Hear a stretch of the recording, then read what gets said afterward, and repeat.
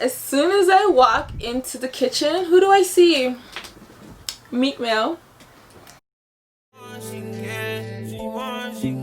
wants to go get it. She wants to go get it. She wants to spin it, go get it.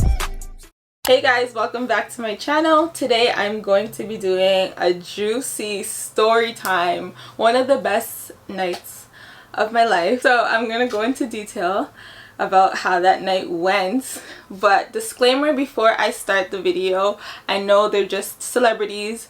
I didn't want to be that girl to kind of just be like a groupie or whatever, but like this story is the type of story that you tell your grandkids. It's one of those nights where you could never relive any of these nights ever again in your life. It was that lit. So everyone who lives in Toronto basically knows Caribana weekend. Like, you know, it's a lit weekend. You know, you're gonna have fun. You know, you're gonna see celebrities from the States. You know, you're gonna see all types of people. So I already was going out for the weekend, you know. I was going to parties. I went to like a 1-2 parties, but didn't really see anybody.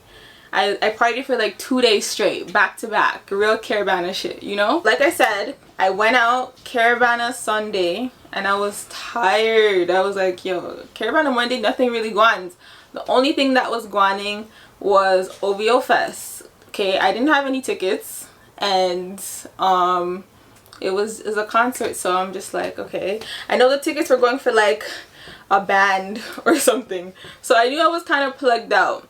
So like I said, I went to work fresh off a party. Like I went to work tired, but you know, still like a little presentable. So I used to work in a luxury retailer, Saks. I used to work at Saks, and the morning started like an hour into my shift. I'm standing there, I'm standing there, I'm standing there. Who walks up the escalator when I see Cardi B? I'm like to my friend, I'm like, is that Cardi? What the hell? So she walks up to us and we're like, hi, you know, we're doing our customer service thing. We're like, hi. She's like, hi. Then I see Offset, you know, she's there with Offset, but you know, Cardi B's like low-key. She has like her hood. She's not trying to be seen like that. So I used to work in the ladies' shoe department, and she was looking at the shoes, you know, she's pointing there, and I'm just like, me and my friend are just like, so we're looking at her or whatever. Offset's like, hey, what's up? And we're like, hi, just let us know if you guys need anything. Yeah, he's like, oh, she might like these or whatever, some YSL shoes or whatever. So Cardi B's still looking, and then she didn't see anything. She was really nice though, because she was like, oh, thanks, whatever. Like, she all said thanks and went about her business. And then I was like, whoa, what the fuck? So she was still walking around the store a little bit, and everyone was excited that Cardi B was in Saks, you know, like, this is Cardi B.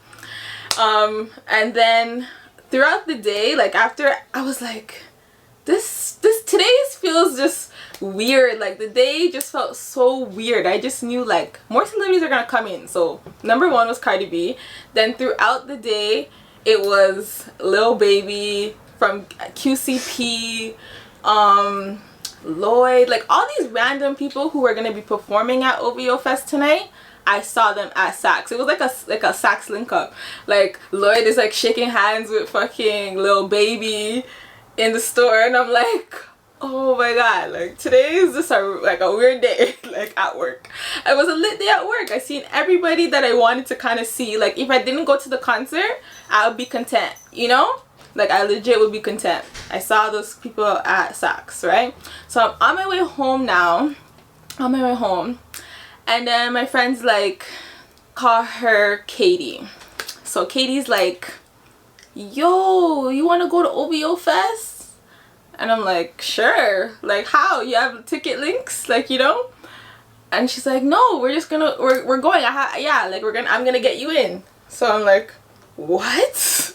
You know, I ran home. When I tell you, I ran home to change, like showered, everything. Like I knew this was my moment. Like I was like, today I am seeing Drake. Like I just had it in my head.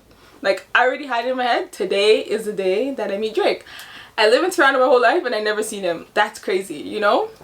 So I was like, I got ready. I put on my flyest outfit. I'm like, if Drake doesn't see this today, somebody will, you know? So I put on my outfit, got dressed in like an hour, and like I just got ready the fastest I could, but still wanted myself to look good, because you know when you rush, you don't feel yourself. So I was like, okay, let me make sure that I look cute. The Uber was like $50 I think to the city. I didn't care. I was like, regardless, this is the day. I was in the Uber like, this is the day I see Drake. Like, I feel it in my body. Like, this is the day. I meet Katie, and then there's 3 other girls there, right?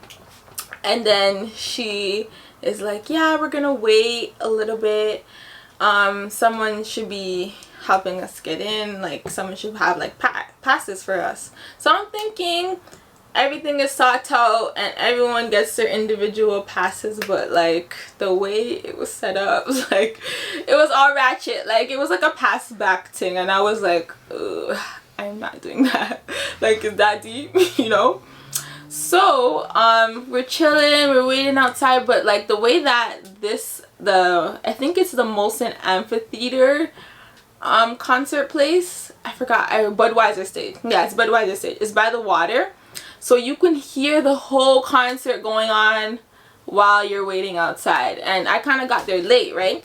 So while I'm there, all I hear is like the baby. I'm like, oh my gosh, I'm missing the baby. And then like I hear like Meek Mill out. I'm like, oh my gosh, I need to get in. Like, I need to get in.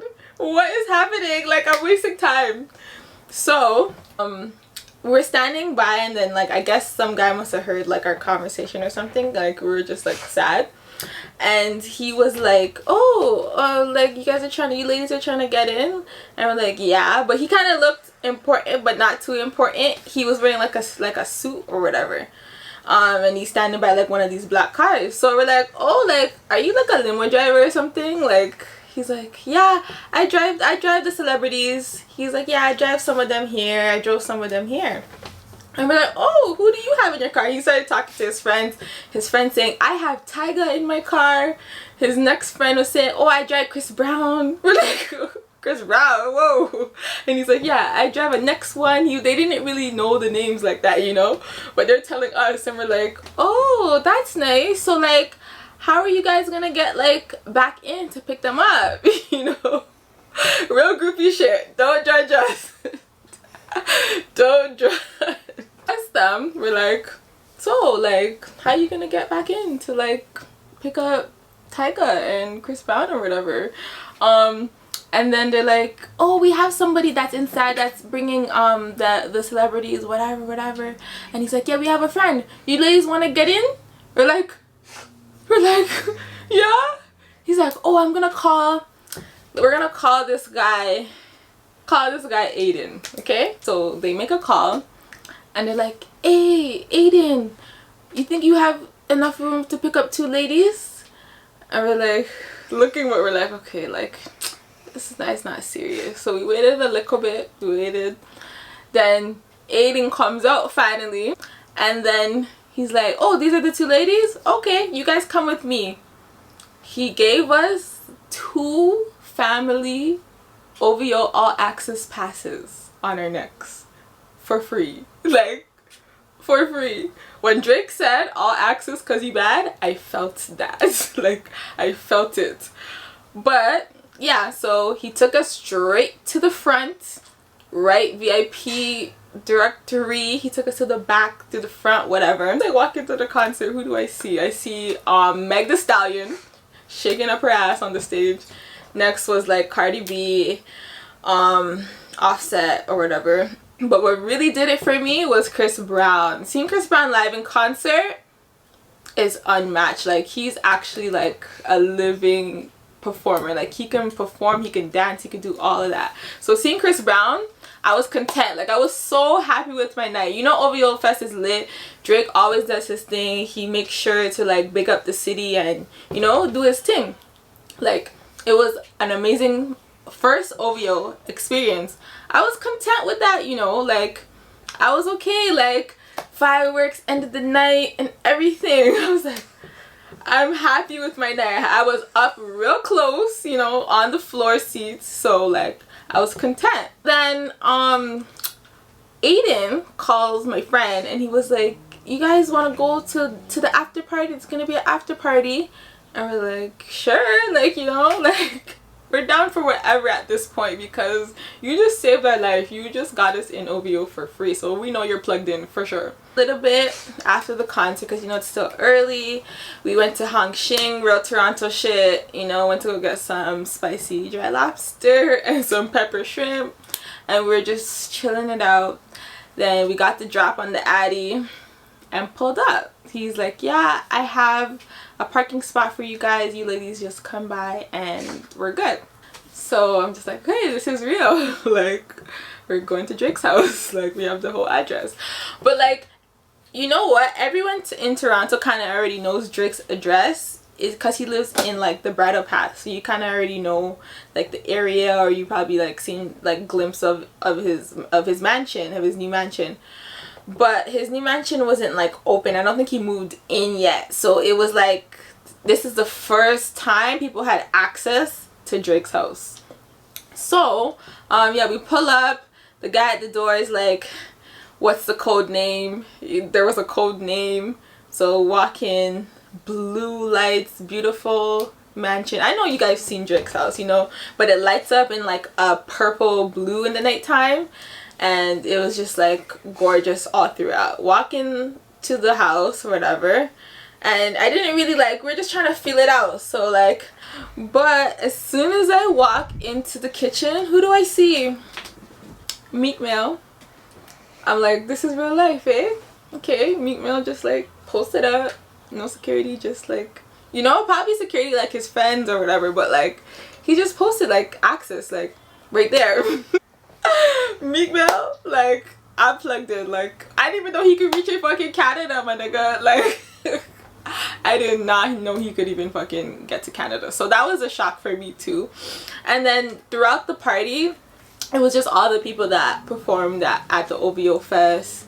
Like, the house was just like in this blue ambiance, like where it reflected if you're wearing white and green. It was just so cool. And then like he had like some IG baddies giving us, like, it was just an open bar, of course, you know, like he did it up, like open bar, whatever. You couldn't go access his whole entire house. There was like security blocking off certain points, but you could go to the kitchen, living room area. There was like a dance floor there, and then there was the front foyer, people were chilling outside and stuff like that. So as I'm walking through the house, I'm trying to take in like, who else is in the cut right now, you know, like who else is here. So I go and get a drink at the open bar by myself. Like, I leave my friends and I'm like, I'm gonna go re-up and get a next drink. I get a drink now, and I'm coming back, who's walking behind me? Drake. I'm like, you better walk straight, bitch. Walk straight. Like, Drake is walking right behind your neck. It was like, okay, Drake's right behind me though, like, you know. And then I went back to like the little like dance area, because the kitchen really wasn't saying nothing or whatever. So I went back to like the little dance area, and then I see Chris Brown. So Drake and Chris Brown already like hailing up each other, like like, yo. And I'm just watching from the outside in, like, you know, this is real life. This is real life. This is Chris Brown and Drake right now, you know. And then I see Popcorn come in the mix talking to Chris Brown, and then like it was just like celebrity galore. So then in the corner I see one tall redhead girl, like, you know, just pull up. It's Meg, you know, Meg the Stallion. She's a real life stallion. That bitch is tall as hell. Like, she's talking to people, she's mixing and mingling around.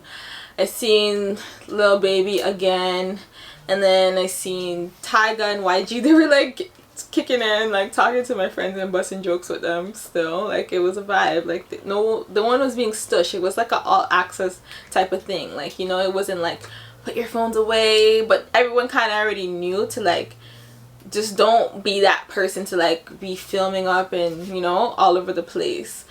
So I was taking in the scenery, looking around, moving around, but I kept going back to where Chris Brown was. Chris Brown was the life of the party. When I tell you Chris Brown, he's lit in real life. Like he is crumping, he's dancing, he's dancing the whole night. Like, I'm going back to wherever Chris Brown is because he is lit right now. Him and his friends hyping up each other. Like the party was just crazy, you know. It wasn't like no dead party. Like he was hyping up each other. Then Meg the Stallion comes in, and like I started just, you know, being like close to the crew. Meg the Stallion comes and she's winding up herself and I'm hyping her up, right? Like, yo, go, whatever. Like, go in this circle, I'm hyping her up. So then she's like dancing with me a little bit cool because, you know, Meg's real friendly, whatever. She starts turning around and we're like touching her ass and shit. You know, she's twerking, we're like touching it. And then she turns around, she goes and dances on Chris Brown. We're like, no, what did we just start? Made Meg the Stallion dance with Chris Brown. Wow, I think she was still with Moneybagg Yo at the time, but like, regardless, it's Chris Brown. Like, you're gonna try and whine. So that opened the floor for girls trying to, like, regular girls like me trying to like dance on Chris Brown. I wasn't trying because Chris Brown is a dancer, okay? I can't dance, so I'm not even gonna try and bust a thing. But some girls were trying to ease in their little wine on him and he was just like not having it, you know. They just wanted to be close to him. They're just like, oh, it's Chris Brown, you know. But it wasn't like fan crazy, but like, you know, some girls just don't know how to act around celebrities, you know. Like I wasn't like filming up the place, I was acting cool, I was chilling, you know.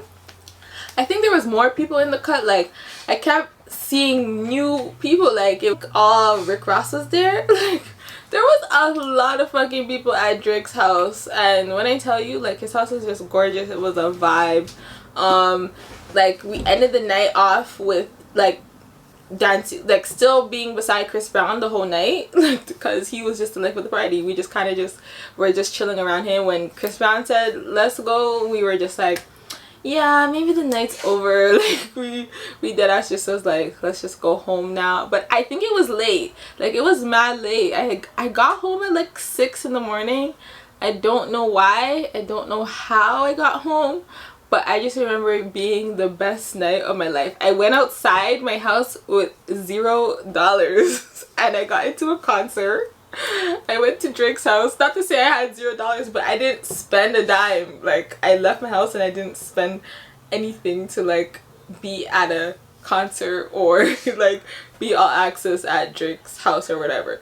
But this was a year from today, so that's why I decided to make this video, so that I could just like refresh my memory of what a lit memory it was back when we could party and go to concerts. Now that's a foreign thing. I hope you guys enjoyed my first experience. I know it's probably like a long story, but I have more celebrity encounters. If you guys want to hear more about them, definitely comment down below and just let me know if you guys want to hear more about my celebrity encounters. Thanks for watching.